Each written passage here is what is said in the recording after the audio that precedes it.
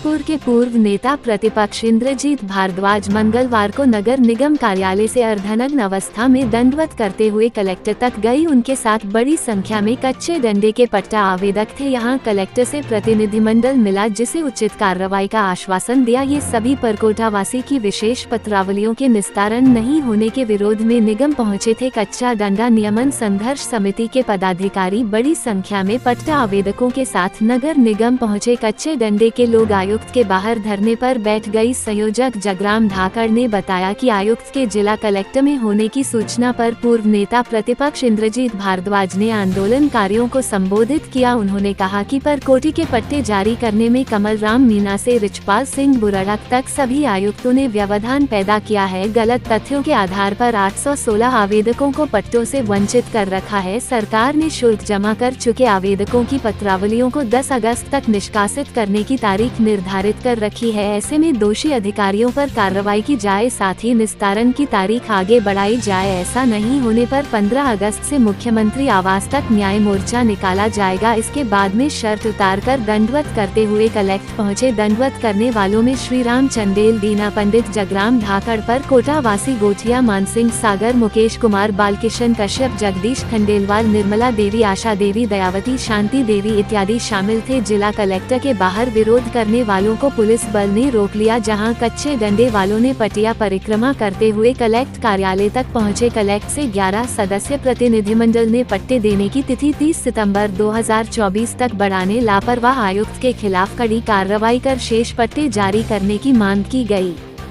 के द्वारा 12 जुलाई 2024 को नगर निगम आयुक्त को आदेश दिया गया है कि अभियान के दौरान जिन पत्रावलियों में पट्टा शुल्क जमा हो गया है, उन व्यक्तियों को 10 अगस्त 2024 तक पट्टे देने की कार्रवाई की जाए और अतिरिक्त चार्ज उनसे नहीं लिया जाए। दूसरा आदेश ये कहा गया है कि जिन अभियान के दौरान जो पत्रावली आई है, प्राप्त हुई है, उनमें अगर पैसा शुल्क जमा नहीं हुआ है तो वर्तमान आदेश पर आप कार्रवाई करते हुए, राशि लेते हुए इनका निस्तारण करने की कार्रवाई 10 अगस्त तक की जाए। लेकिन आयुक्त नगर निगम भरतपुर मात्र अपने ट्रांसफर का दबाव राजस्थान सरकार पर बनाने के लिए जनता के हितों को दरकिनार करते हुए आज उस आदेश की पालना के तहत कच्चे डंडे पर एक भी व्यक्ति को पट्टे देने की कार्रवाई नहीं की गई है, जबकि 10 अगस्त में 4 दिन शेष बचे हैं, 2 दिन की बीच में छुट्टी है। हम आयुक्त से ये पूछना चाहते हैं कि आपने भारतीय पुरातत्व विभाग से मार्गदर्शन मांगा। भारतीय पुरातत्व विभाग ने ये कह दिया कि 16 जून 1992 से पहले अगर कोई मकान बना हुआ है उसको पट्टा दिया जा सकता है। उन लोगों से आपने पट्टा शुल्क जमा करा लिया सितंबर 2023 में।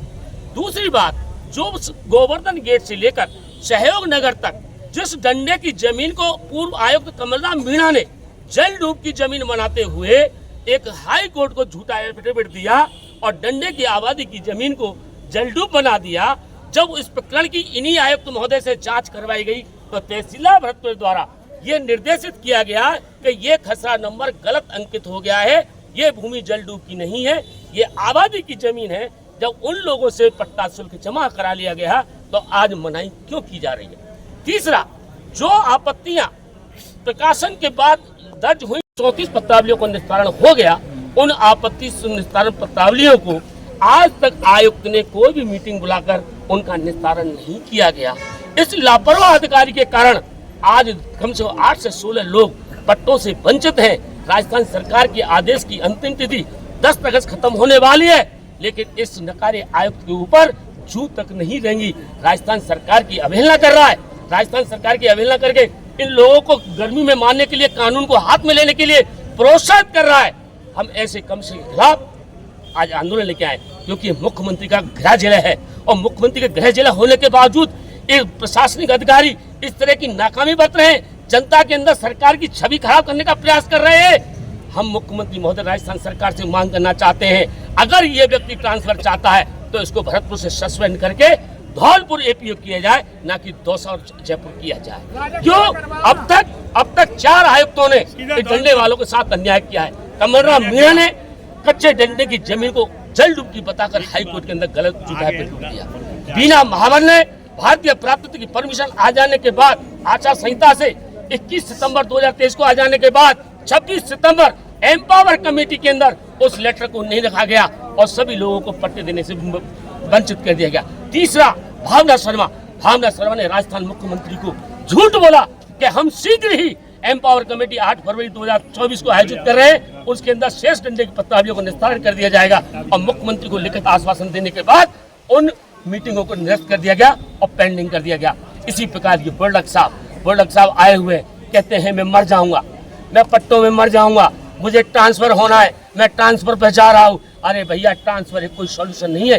जब नगर निगम में बैठ के तो आरएस की अधिकारी की तनख्वाह आप प्राप्त कर रहे हैं तो आपको जनता का काम करना होगा। जब तक आपका ट्रांसफर नहीं होता तब तक आपको काम करना पड़ेगा। आज अंतिम तिथि में 4 दिन बचे हुए हैं, सैकड़ों लोग 8 से 16 लोग पट्टे के लिए दर दर की ठोकर खा रहे हैं। ऐसे अन्यायपूर्ण कार्रवाई राज्य सरकार के आदेशों की अवहेलना करके जो आयुक्त महोदय के द्वारा की जा रही है, इससे आम जनता में गहरा रोष है।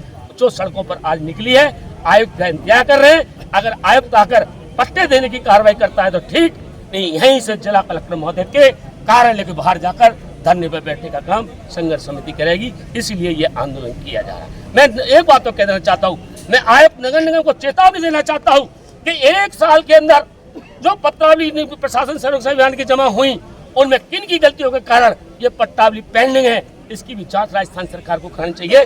और जिन स्तर पर पेंडिंग हुई है उन अधिकारियों के खिलाफ कार्रवाई राजस्थान सरकार को करना चाहिए। तो राजस्थान सरकार समानता का अधिकार रखते हुए सभी को 5 से 1 रुपए में पट्टे दे।